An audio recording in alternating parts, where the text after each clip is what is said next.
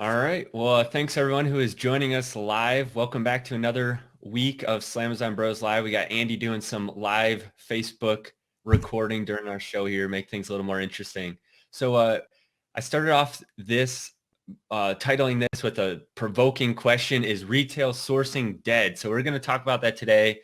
If you're in Slamazon Bros Facebook group, you saw some of the comments and some of the um, pushback we got there, because I think people, whenever you ask that question, you're going to get a lot of people who are, going to take offense to it almost, because this is what a lot of people are doing every day. But it's a good question, I think. And even with us saying it in the group, we had people say, this type of discussion goes on in other groups a lot, because people do ask this question: is retail sourcing dead? But then they also ask, is online dead? Is wholesale dead? Is private label dead? And then, like I think Sam Cohen said in the group, is e-commerce dead? So we'll answer, or we'll talk about some of those things, get some thoughts for you guys that are in here. We don't have a real set format today. So if you guys in the chat just want to, throw up some ideas, ask questions, and give your opinions as well, we appreciate that. So I just wanted to real quick, if you haven't yet, make sure that you register for our webinar that we have upcoming this Sunday night at 9 p.m. Eastern time. So I have a link in the chat here. If you're watching this on YouTube, there will be a link right above here. Register for that webinar. I think a lot of people are already registered. It's going to be a really great webinar. And what we're talking about is an upcoming group or community of sellers that we're throwing together. And we're excited about this. I'll let Andy talk about it a little more. But we're looking at it as being a Amazon seller co-op or community of sellers that share BOLOs, which stands for be on the lookout, or product finds, at a massive rate. And there's going to be a lot of accountability and a lot of people who are, have to be participating, or they're not going to be in the group. So we're going to talk about that more coming up. Make sure you register for the webinar, because that's really where the details are going to be found. And again, that's this Sunday night at 9 p.m. Eastern time. So Andy, when people ask you, yeah, so we have someone saying already, but arbitrage is dead. So how's this going to work? So let's talk about that, Andy. What's your initial thought when people say to you, is retail sourcing dead? Because I have people ask me probably on a weekly, or every couple of days to a weekly basis, if I think retail sourcing is dead. They PM me and ask me that. What are your thoughts when people ask you that? So, yeah, I mean, let's talk about like probably why people are asking that in the first place, right? Um, you know, people probably started asking that when Amazon seemed to start restricting certain brands, right? Would you say that, Nate? Also, I'd say that that's one of the things that I'd say whenever Amazon makes a little bit of a change, even a small change, I think that same question recycles kind of, Right. because it's the fear factor. Everyone, we don't like change. We don't like the unknown, which for good reason. But I think whenever that anything happens, and we saw something recently like the quantity restriction. I don't know if that's what you're talking about, Mm-hmm. um, where people now are kind of asking again, is this going to affect everything? But I kind of get this question, I feel like, more from new people than anything. And I think the reason is because people have been doing this for a while. Either, they do it so much that they laugh when we ask, is retail sourcing dead, because they make tons of money off it. I think Todd in our group was laughing at us because he was saying, I hope not. I just spent $1,500 this morning, and I'm continuing to source, and he makes a ton of money off retail sourcing. So I think it's a lot of the new people who are asking, is retail sourcing dead? And I think it's because some of the people who have been doing this for a while say that it's heading that way. And I think one reason, in my opinion, is that retail sourcing today doesn't look exactly the same as it did 2 or 3 years ago. Would you agree with that? Yeah, definitely. I mean, probably, even going back to 4 or 5 years ago when Amazon kind of was really taking off, it was probably a really different playing field, a lot easier. Kind of the wild, wild west, right? No matter what you threw up there, you were going to get probably 3 or 4 times what you were paying for. Would you agree with that? I would say, yeah, I would agree with that. But I would say it was easier for the people who were smart and ambitious and kind of, it was kind of new. So you almost were taking more of a leap into the unknown, Right. because what was different, and it was easier to sell products or to get a profit on products. But what was harder is once you say 4 or 5 years ago, there was nothing out there about retail sourcing. It was like a foreign concept. So it was like the very few people who were able to do it, and everyone else didn't even understand we kind of take it for granted that we know about all this information now, but there wasn't the tools available that there are now, and there wasn't the groups, there wasn't the information. So it was easier for a select few, but I think for everyone else, it was much harder no one even knew about it. Yeah, you're right. I didn't think about that. Even like just thinking back 3 years ago, when I first started, there were really only a few forums. I think the big one was like a Yahoo forum that Bob Willie ran. And, other than that, there wasn't a lot of information. I'm not sure exactly like when Chris Green wrote his book, but he was probably really the first one that came out, right, with retail sourcing.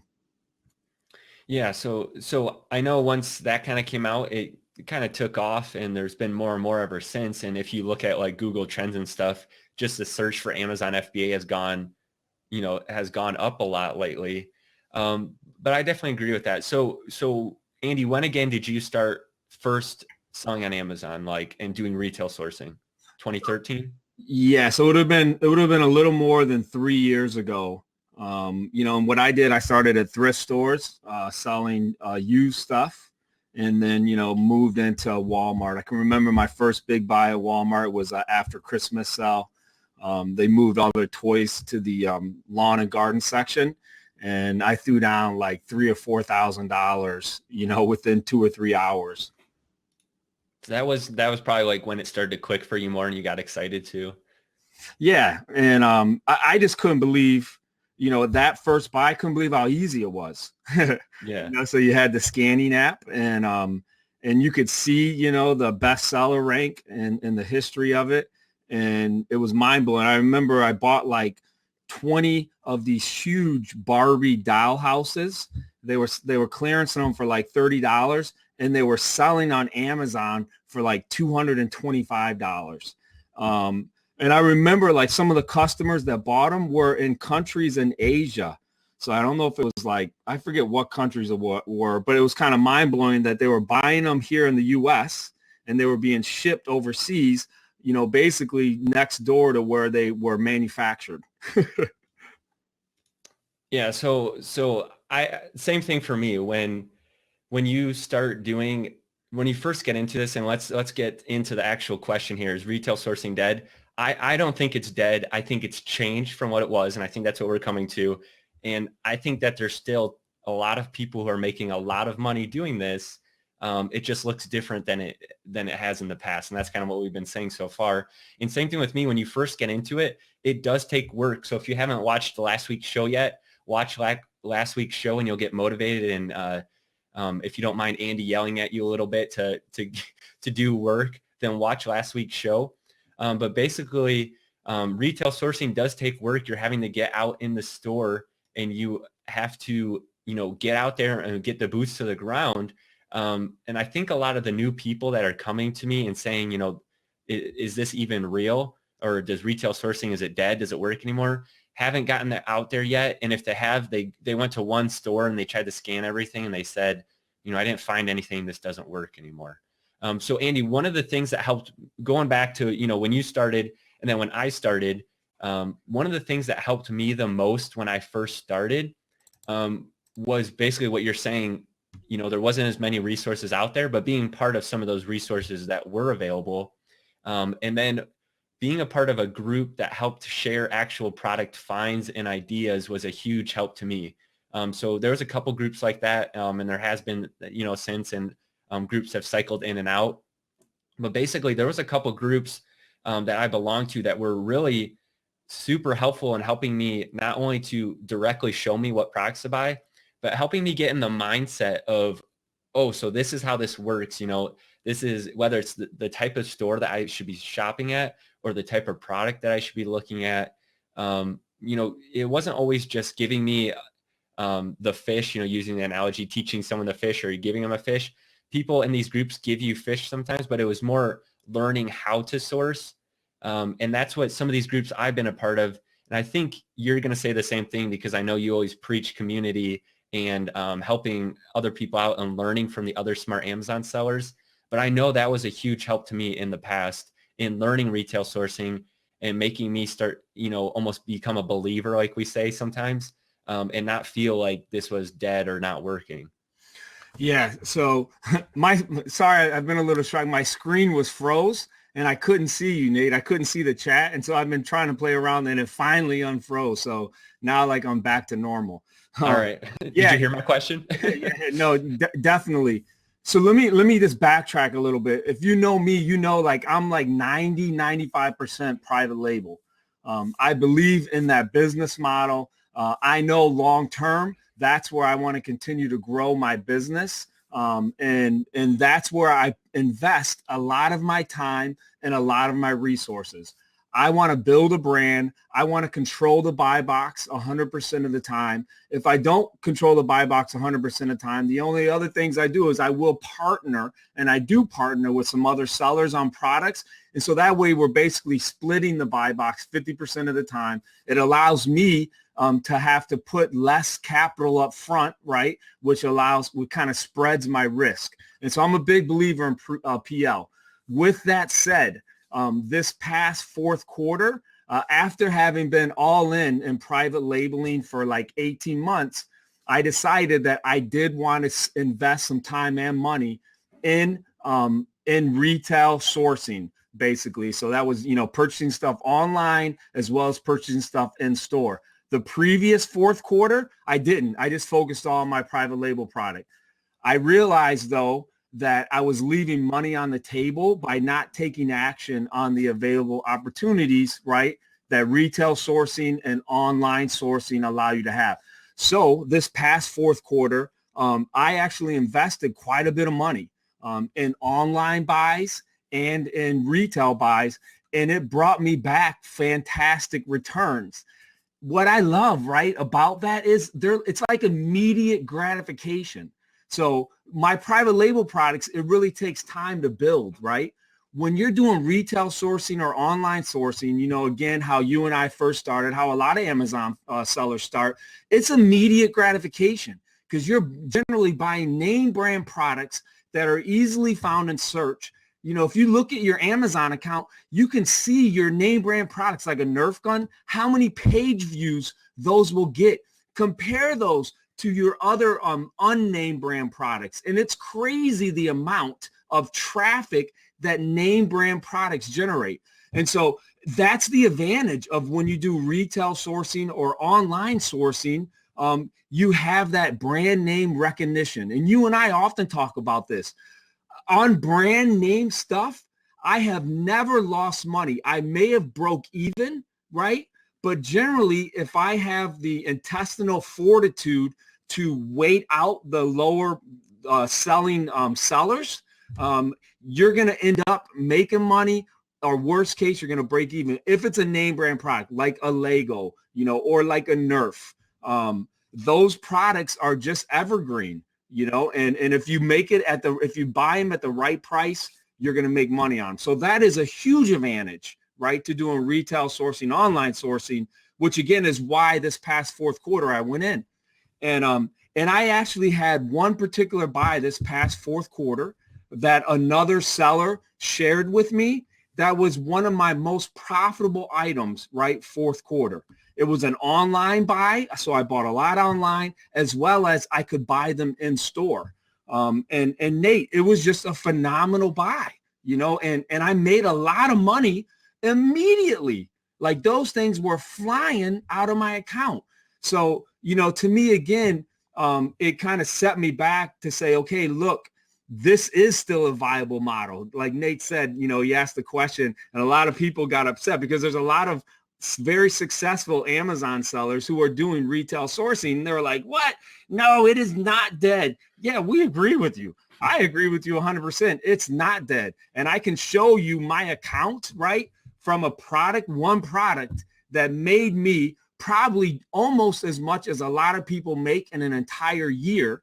This one product made me that. And so, and that was just the generosity of another seller, who shared that product with me. And now, we kind of have a little bit of a relationship. And so I share stuff with him. He shares stuff with me.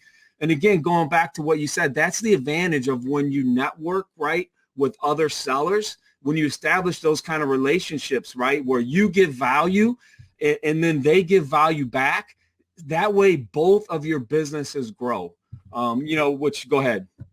And looking at that specific example you were just talking about, would you, in your opinion, would you have ever thought to buy that item or look for that item if it wasn't for this other person giving you the BOLO or sharing it with you? I never would have thought in a million years, right, to look at that item. Just like I'm sure some of the items I shared with him, he would have never thought to look at those items. Okay. But when you network, right, with other sellers, that's what happens. Your mind is expanded into the potential sourcing opportunities that are out there. And so the tunnel vision that you may have, right, with your products, and another seller comes in. And that's the thing, like when I go to the conferences, Nate, the question I always ask is part-time, full-time. Are you OA? Are you a retail sourcer, wholesale, or private label? And everyone has a little bit of a different business model, and everyone sources products differently. And so that's the great thing when you share best practices like that, you're able to diversify your business. And the other thing that I know you always say that you find is you'll talk to people and some of them are open enough to tell you some of the products they're selling, or at least the category or niche. And you're always blown away. Like, I never would have thought of that, like you just said, in a million years. And that's a great thing about that, is because when you connect with other people and you have a community, is you kind of think outside of your little world and your mindset. Because I know I always get tunnel vision into what what I'm currently thinking about or what's worked for me in the past. And sometimes I run that out past its course, and I should move on, but I'm just stuck in my mindset for that. So I know that's always a good thought process whenever you say you're coming back from conferences and talking to other people. Yeah. So AZ Trophy. Yeah, I definitely hear your question there. They said that he thinks the ramp or the real symbiotic relationship with newer sellers is going to take some time. And he's specifically talking about the Bring Your Own BOLO group that we're starting on Monday. And I agree with you 100%. And when we do our webinar on Sunday, we're going to kind of explain how the group is going to run. And we definitely want the newer sellers to know. We want to be able to give them a little bit of time if they are a new seller to kind of understand the process. But at the same time, we kind of want to lay out clear expectations that they're not just going to be in the group to lurk. And so, again, we're specifically talking about a group that we're launching on Monday that I'm extremely excited about. We've talked on and off about a group like this for a while, but it really didn't kind of connect with me till a couple of weeks ago, and I was thinking about a co-op principle. But I believe, right, that if we can create this group, Bring Your Own BOLO, and every member is committed to helping the other members, to helping their business grow. So there's a Bible verse that says, do not only look out for your own interest, but look out for the interest of others, right? One thing that I am so appreciative of my parents, so they're Nathan's grandparents, my parents, they modeled that principle so well when I was growing up. I have 3 older brothers. They always were looking out for the interests of others more than their own interests. I'll tell you how they did that. So my mom, she used to play the accordion. You know what an accordion is, right? It's that, it's like an old person's instrument, I guess. But she was great. She was a piano player. And when I was probably between the ages of 4 and 7, again, this is my mom, Nate's grandmother, she would take me to nursing homes. And these nursing homes were the kind that people who were not wealthy would go to. They were basically nursing homes for poor people. So they were just bad places, right? And I can remember going in there as a kid, not really wanting to go. If you've been in a nursing home that's not run very well, the smells are very strong. I can remember as a kid, like the old people would always want to touch me because there were no kids, right? It's just all old folks and no kids would come up in there. But my mom would come and she would play and she would sing for them. And they would just love me being there because I was a little kid. didn't like it, right? Did not like going to that place. And I probably, argued with her not to go. But I tell you, like now as I'm older, I look back and I think, man, my mom sacrificed her time, right? Just to be able to go and be with people that nobody wanted to be with. It was a place that nobody wanted to go. But she was always looking out for the interests of others more than her own interests. She would also go to prisons, right? And she would sing for female prisoners on Sundays, right? Again, a place that nobody wants to go.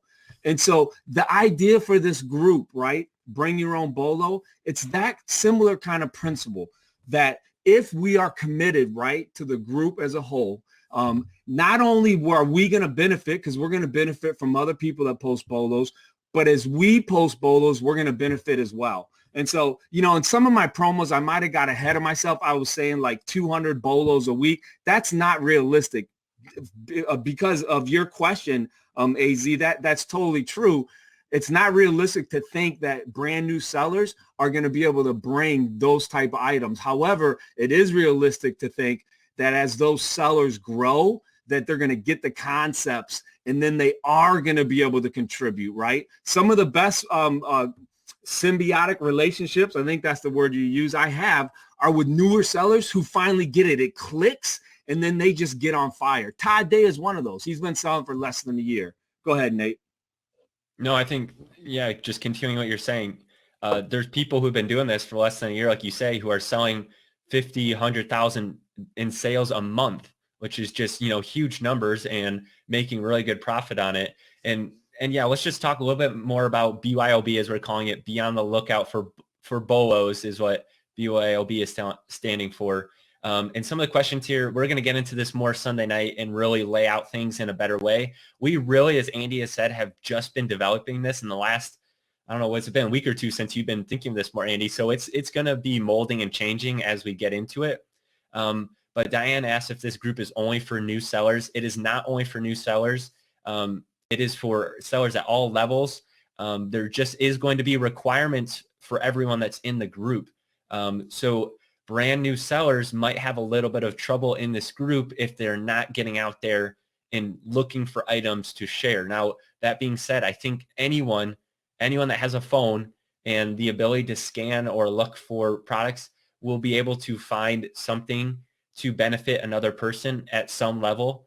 And if they can't at all, they probably are not willing to get out there and look or aren't doing something right. So hopefully this group will help get those people on board as well.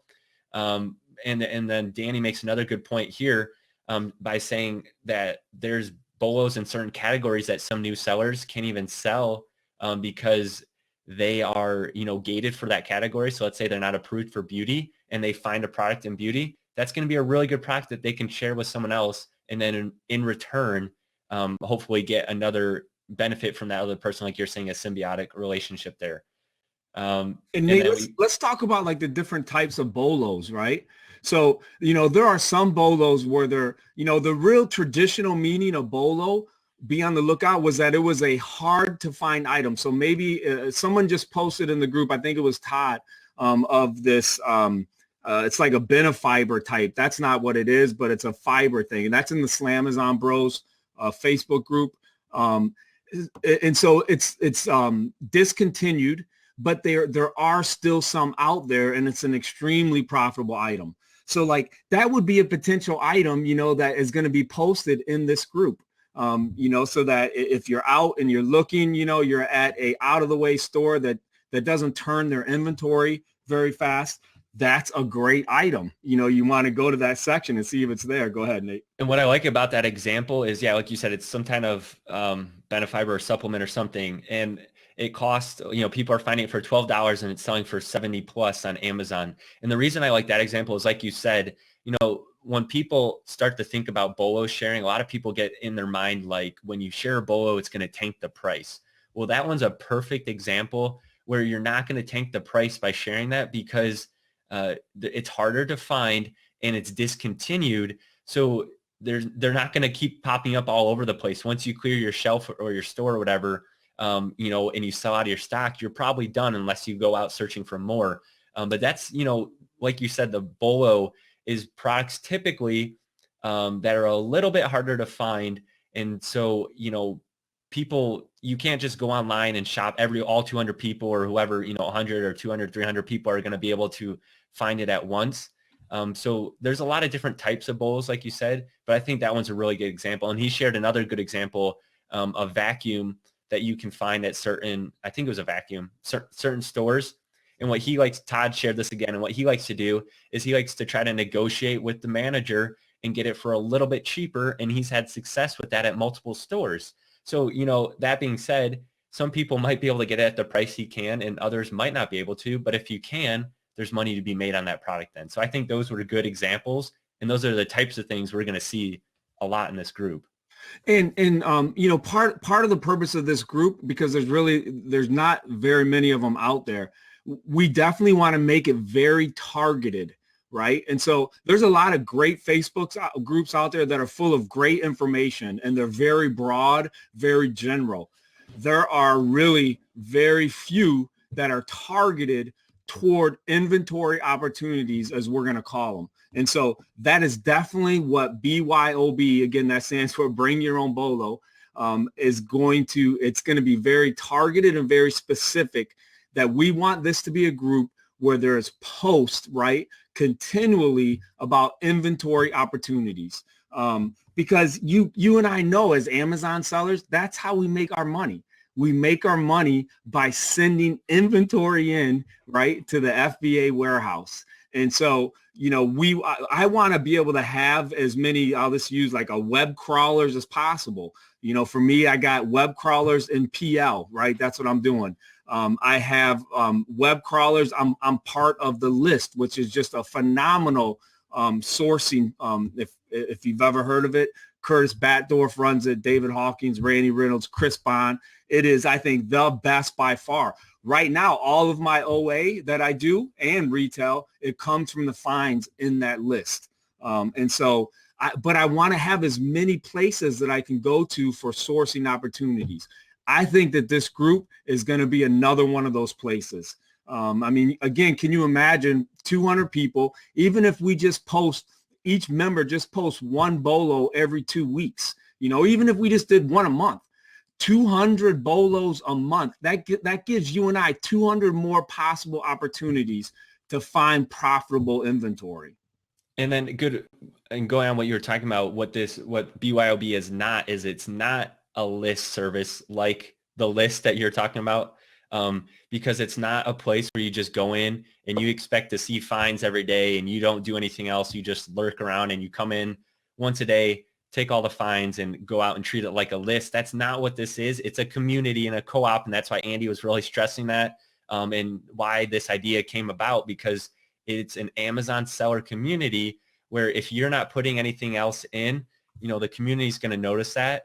And so, you're not going to be able to stay within the community if you treat it just like a list, and not something where you're trying to give back with it as well.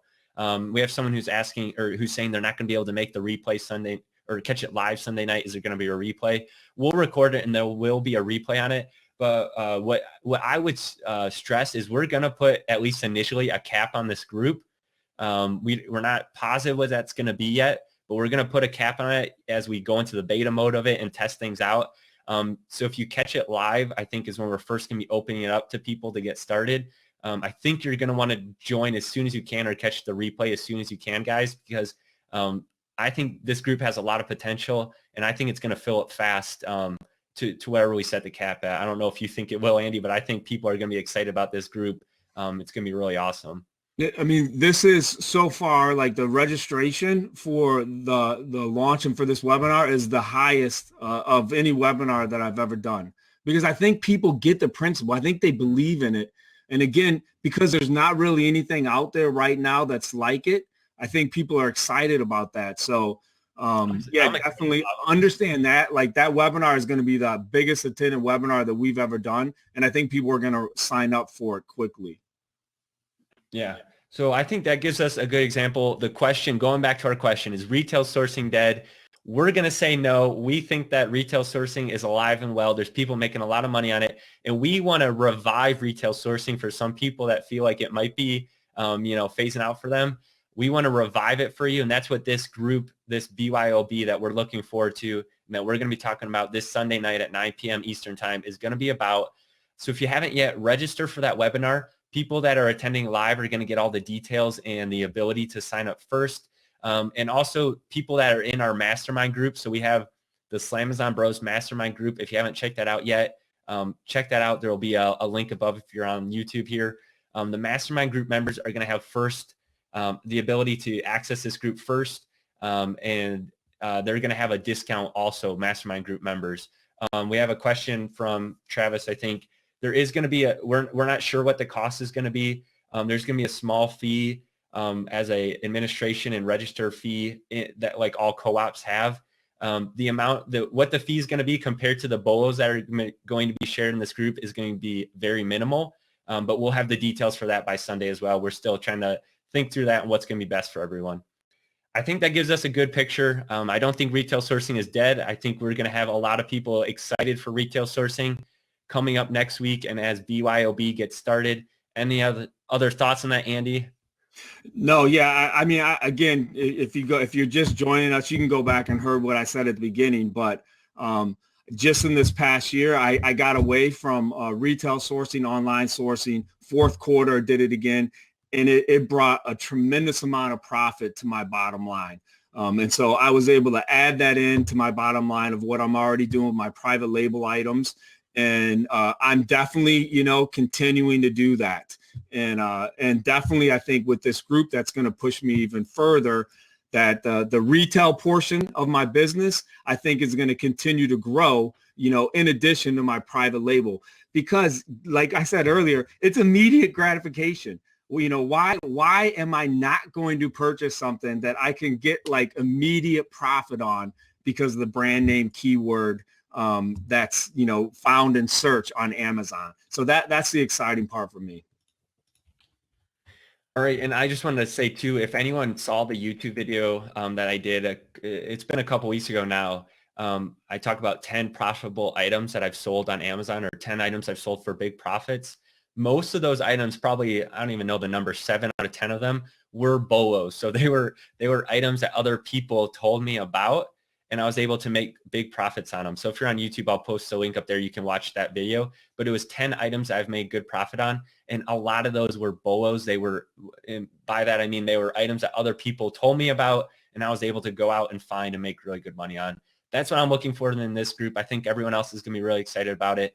Make sure you sign up for the webinar. Again, attendance is there's going to be a big number of people joining that group or joining the webinar.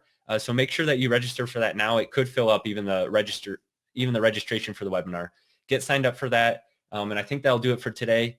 Anything else? Yeah, Andy, sign us off. Let me just say one more thing. If you're in the Slamazon Bros Facebook group, I just encourage you to check out the Slamazon Bros, the mastermind that we're in. Nate and I are putting a lot of really great content in there. We actually have an interview tomorrow at 6 p.m. Eastern with a seller that I shared a room with at the Scam Power Conference. He's only 27 years old. He did $1.8 million in sales last year. He is just an extremely positive, smart seller doing some very creative things with his Amazon business. And so we'll be interviewing him tomorrow. Again, that's only for our mastermind group. And so, if you're looking, again, for a smaller community that you can share information a little more freely, I definitely encourage you to check that out. All right. That sounds good. So we'll see everyone back here next Wednesday at 2 p.m. And we'll see everyone this Sunday night at 9 p.m. Eastern time for the webinar on BYOB. That'll do it for today. Thanks, everyone. Thanks, you guys.